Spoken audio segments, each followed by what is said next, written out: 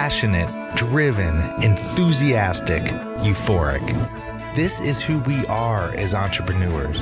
But how we leverage these incredible attributes to dream and build businesses that scale and grow is what this podcast is all about. Hello, I'm attorneypreneur Josh Brown, and welcome to Franchise Euphoria. What type of experience are you delivering to your customers? That is the topic of today's show. Hello, everyone. Josh Brown here, and thrilled to be back for another episode of Franchise Euphoria. You know, I want to talk today about the customer experience.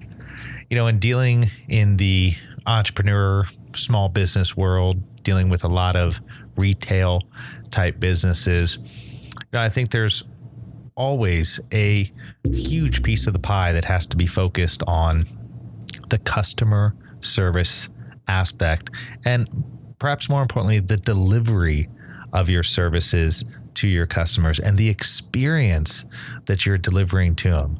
I mean, regardless what we think as entrepreneurs, each interaction that we have with our clients, with our customers, gives off some sort of an experience and has some sort of emotional component to it.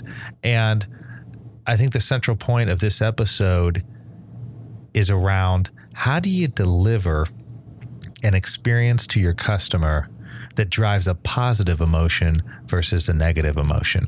And I think this is tied in to really any business. I don't care if you're B2C, I don't care if you're B2B. It really doesn't matter. If you're interacting with human beings, you're delivering some sort of an experience. And the only question is the experience going to be good or going to be bad? I found an interesting quote for today's episode that I want to share with you by Howard Schultz, and that is, care more than others think wise, risk more than others think safe, dream more than others think practical, expect more than others think possible. I think that's a great quote for the topic today in terms of going that extra mile, doing things that are out of the ordinary, because that's really the only way that we can achieve the extraordinary. You know, if we try to do things like every other business does, we're just going to be ordinary by definition. But if we take good, solid business foundations and strategy and combine that with a laser-like focus on delivering an incredible experience to our customers, boy, that's transformative. That's memorable. That's something that people talk about. On the flip side of it, if we don't do that, or perhaps even worse, if we leave a bad impression, well, that's also something that people talk about. I know recently in my own life, I mean, we had an issue with our washing machine, and we've had a terrible experience with a service company that was supposed to be fantastic with fixing machines. And the problem is there's been several screw ups along the way. But it's not the screw-ups that's the problem. It's been the way that they've handled the screw-ups, and it's been the communication back and forth that is really, you know, they've been defensive in how they've responded to the situation, and they really haven't taken full ownership over the problems that have occurred. And these are the kinds of things that can draw out negative emotions, as we all know, which leads to obviously losing customers. But as I say, most people will talk about bad experiences way more than they talk about good experiences, except if you wow them. So I want it to be a focus today, and I want the goal to be that you've got to wow your customers. You know, you've got to wow your managers, your bosses, whatever the case may be. You've got to go for the wow factor if you're gonna drive an experience that's memorable and that's gonna bring people back in the door. You know, one of the reasons I wanted to talk about this today was because I just don't think it gets enough attention.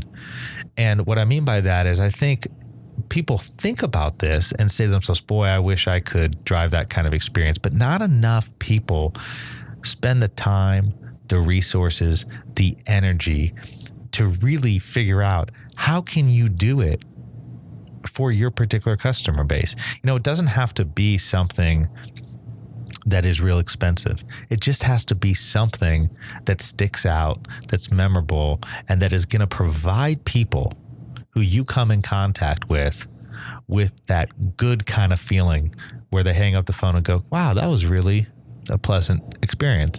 In today's world, it's kind of interesting because the more we get technologically advanced, which obviously I love technology, the less we have your typical day-to-day human interactions. I mean, the simple act of sending a handwritten card to somebody versus an email when you're thanking them, I mean, that sticks out more now than it ever has in history. And yet when you think about it, just sending a handwritten card to somebody really, from a time perspective, may take an extra 5 minutes. And so my question is, do you have an extra 5 minutes to wow people, right? And, I think when we think about that quote, care more than others think wise. A wise person might say, yeah, you don't want to waste the postage. Nobody really cares about, getting a handwritten note. Email so much quicker.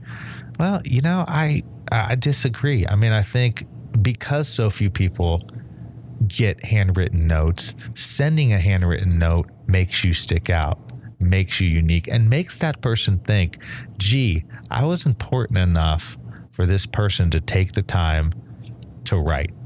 I think we really, as entrepreneurs, as business owners, as we build businesses, as we buy businesses, as we grow businesses, I really think now more than ever, we have to be thinking about how do we wow our customers? Keeping people's attention these days is difficult. It's challenging. And you have them 1 minute, you lose them another. And it only takes one small thing to screw something up. Be the company that's going to wow people, that's going to have them go and call their spouses, call their friends and say, you know what? I had the best experience possible. And it doesn't have to be something where you have to spend a lot of money to do it, but figure out in your own business the little things that your competition is not doing and start doing them. I think that will take you a long way and get you much further, faster than any kind of strategic implementation that you're looking towards in your business, than any kind of social media interaction that you have, than any kind of blog post or podcast or YouTube video. Do the little things that stick out that your competition is not taking the time to do, and watch your business flourish.